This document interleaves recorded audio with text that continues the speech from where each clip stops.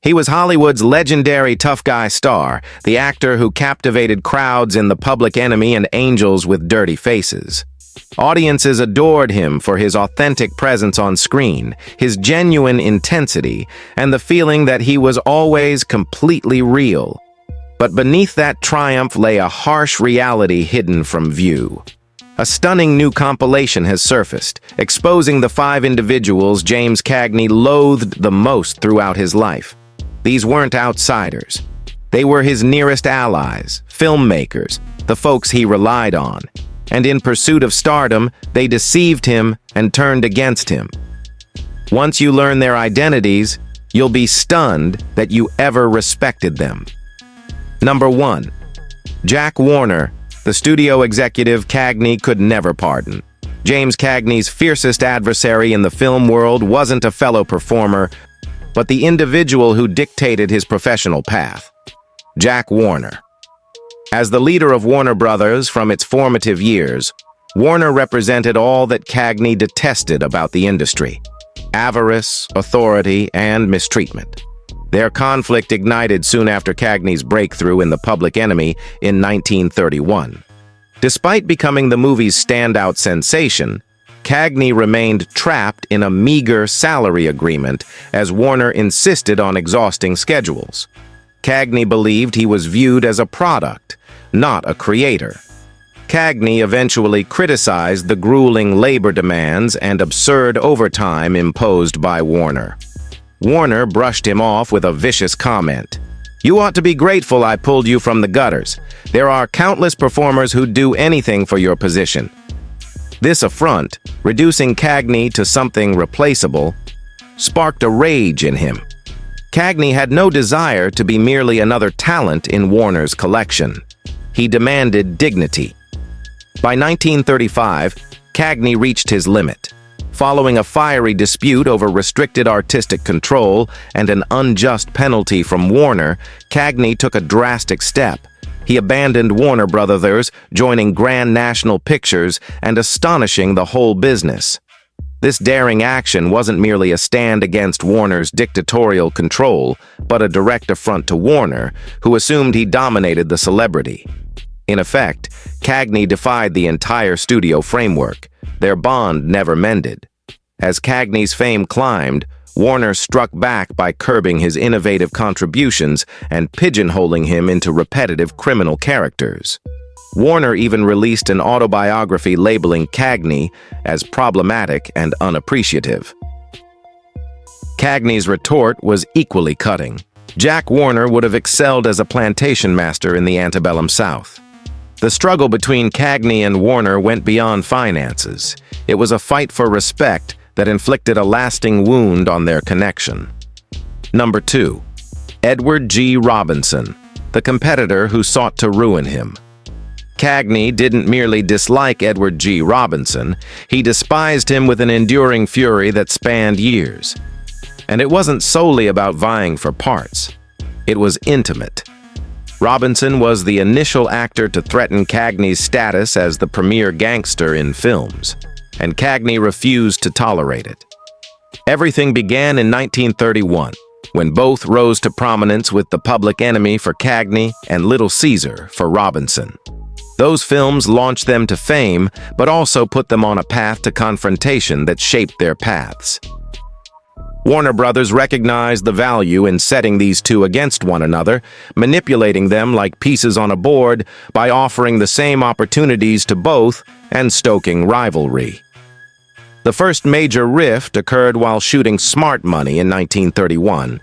The picture was intended as a showcase for Robinson, but when Warner Brothers opted to include Cagney in a lesser part, a decision that diminished Robinson's prominence, the friction between them erupted.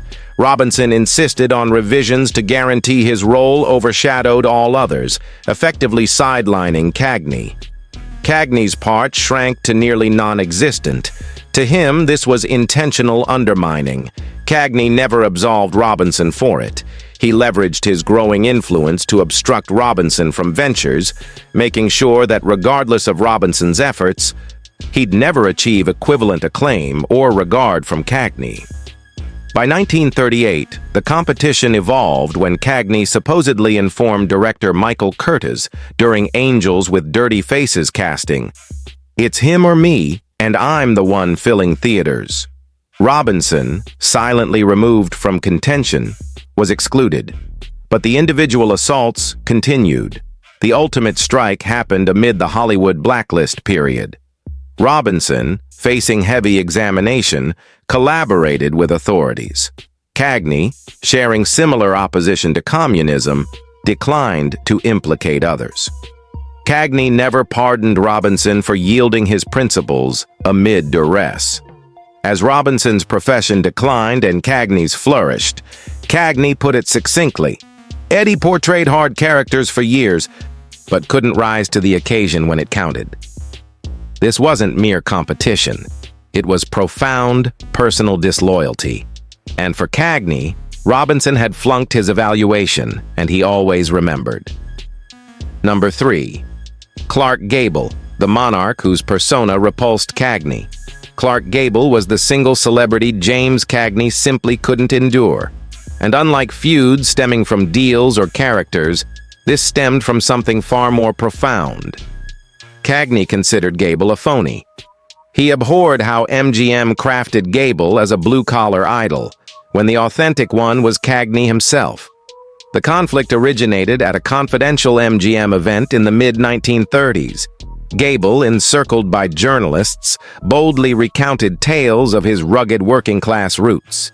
Cagney, who truly endured poverty in New York, caught every detail. He didn't interject, didn't grin. He just murmured audibly enough for Gable. Incredible how folks recall upbringings they never experienced. The space hushed. Gable acted oblivious, but the antagonism was locked in from then. To Cagney, Gable symbolized all that was corrupt in Hollywood's hype engine, a performer peddling a facade that wasn't his. He scorned the custom outfits, the refined allure, the king label echoed by admirers as fact, and most egregiously, Gable accepted the fiction. Cagney couldn't abide the hubris. He once confided to an associate, "If he's royalty, this industry rests on flimsy foundations." Matters worsened during World War II. Gable's armed forces duty was portrayed as a patriotic victory, broadcast in headlines as if he epitomized U.S. bravery. But privately, Cagney knew the company had orchestrated low-danger posts for Gable while promoting a valiant tale to the masses. Meanwhile, Cagney faced accusations of shirking, despite exhausting himself with Bond campaigns and USO performances until illness struck. The decisive hit occurred at the 1943 Oscars. Cagney had secured Best Actor for Yankee Doodle Dandy. Behind the curtain, Gable allegedly quipped to peers about Cagney's stature. Cagney overheard. He approached Gable directly and stated calmly, "At least I stand proud without a publicity team inflating my height." Gable stiffened. From that evening, Cagney boycotted any gathering featuring Gable. Filmmakers steered clear of teaming them, fearing chaos on set. This was raw, visceral disdain, the sort Cagney never concealed. Number 4. James Stewart, the companion Cagney couldn't tolerate once ideology intervened. Cagney and James Stewart started as buddies, but that dissolved when politics interfered. They shared profound admiration for one another's talent and even relished casual chats during filming pauses. But all shifted with the Cold War's arrival, as their ideological differences clashed fiercely. In the early 1950s, Stewart's political leanings evolved, and Cagney's firm anti-communism turned contentious. While Cagney rejected identifying suspects in HUAC probes, Stewart not only assisted the panel but openly endorsed it. Cagney viewed this as spinelessness and ideological treason. At a Screen Actors Guild assembly, Cagney erupted. He challenged Stewart harshly. "I battled communists in our guilds while you were still studying, Jimmy. But what you're backing now isn't patriotism. It's panic peddling disguised as loyalty." Stewart, who'd always valued Cagney's straightforwardness, sensed the bite. The camaraderie crumbled, and they distanced themselves, evading one another entirely. Even decades on, the resentment lingered. When queried about Stewart in the 1960s, Cagney gave a concise yet revealing reply. "Jimmy Stewart is an excellent performer and a true combat veteran. We simply couldn't align on what the fight was about."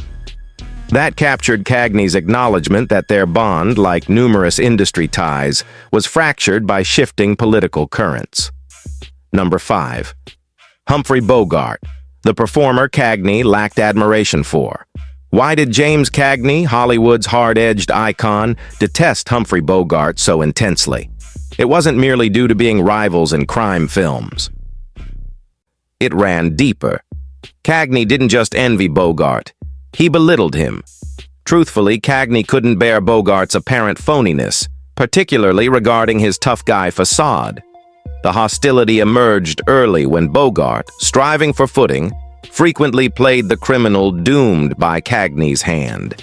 This understandably irked Bogart, confining him to minor spots perpetually eclipsed by Cagney's command. The true strain ignited on Angels with Dirty Faces in 1938, where Bogart arrived unready for a key sequence. Cagney didn't restrain himself. He accosted Bogart, pressing him to the wall. "Some of us approach this seriously. Memorize your dialogue or switch careers." Bogart was enraged and humiliated.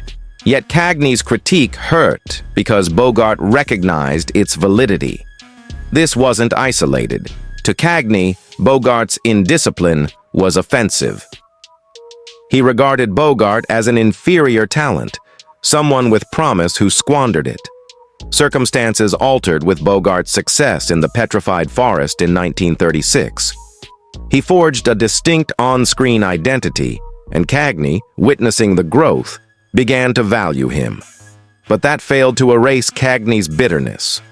Upon Bogart's passing in 1957, Cagney skipped the service. Deep down, Cagney clung to the conviction that Bogart had never been authentically genuine like Cagney himself. So, that's everything for this video. Who do you believe was Cagney's most surprising for?